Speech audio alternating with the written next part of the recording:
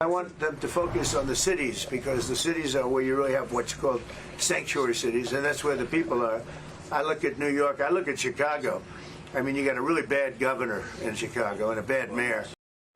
President Trump putting sanctuary cities and jurisdictions on notice. He ordered Immigration, Customs and Enforcement to expand deportation efforts, especially in deep blue cities led by Democrats like Chicago. Mayor Brandon Johnson quickly pushed back as he launched the city's Know Your Rights campaign, instructing immigrants, illegal, because that's what Trump is focused on what to do and what not to do if you are confronted by ICE. Donald Trump is trying to escalate tensions in Chicago by expanding, his deportation efforts. We're going to do everything in our power to make sure that people know their rights. We'll do whatever is necessary to ensure that the sensibility of our democracy is still intact.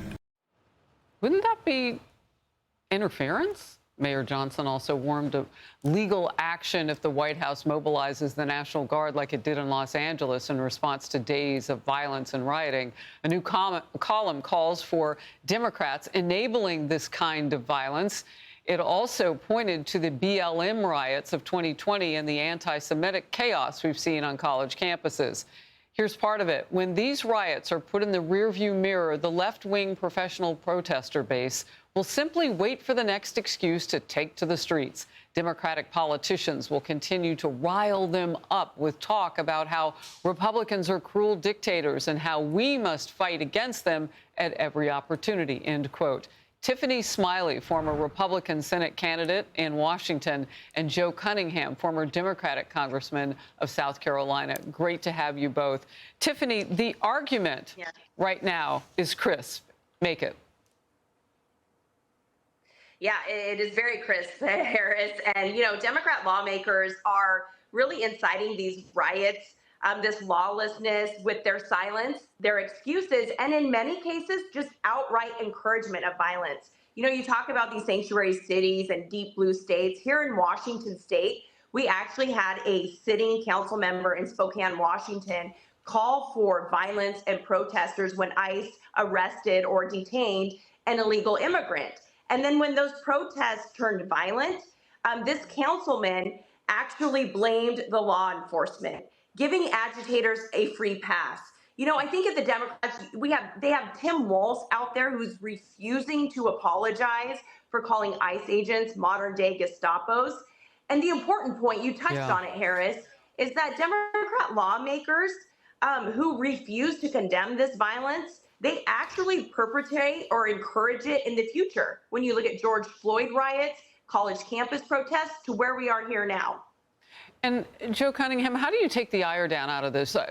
Tiffany just mentioned the governor of Minnesota, who wanted to be vice president in the country under Kamala Harris, that he has been kind of fueling this. But this week he has said, he wants to kind of take that down after telling Democrats in the streets to, get tough. What do you make of where the rhetoric is in your party right now? Well, Harris, look, the Democratic Party has to wrap its arms around this issue and learn the lessons of 2024. This is a big issue for millions. Wrap its arms around rioting in the streets? Wrap its arms around pushing against ICE agents trying to kick out illegals? No. What do you mean? No, that's not what I said, Harris. No, you did say it. I just want to know what you mean. The overall issue of immigration, Democratic Party needs to show some leadership on this. I see. Because when you turn on the TV, most Americans, Harris, to your point, will see protest after protest after protest. And eventually, and I would suggest now, the Democratic Party has to make the pivot from protest to policy and explain to Americans where they are in this particular issue, because most Americans do feel that the Democratic Party will show more empathy with the perpetrators as opposed to the victims. This has become a presidential problem only because it's a congressional failure. This issue of immigration has to be solved at the congressional level, because no matter who's in the Oval Office, it's important to have some consistent laws as to that. And so this can only be brought about. We understand that, but we had north of a million legislation. We had north of 11 million people. The president estimates many more than that come into the country illegally. We've been waiting for decades for Congress to act.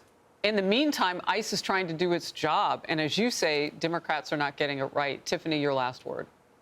Yeah, well, look, I mean, you just go back to May 2024. There were 62,000 plus released illegal immigrants. We don't know if they're criminals, terrorists into our country. May 2025, there is zero. So it's clear President Trump is working to protect the American people, while meanwhile, it appears that Democrats would rather defend criminals, illegal immigrants, stand up for them more than they are willing to stand up for U.S. citizens.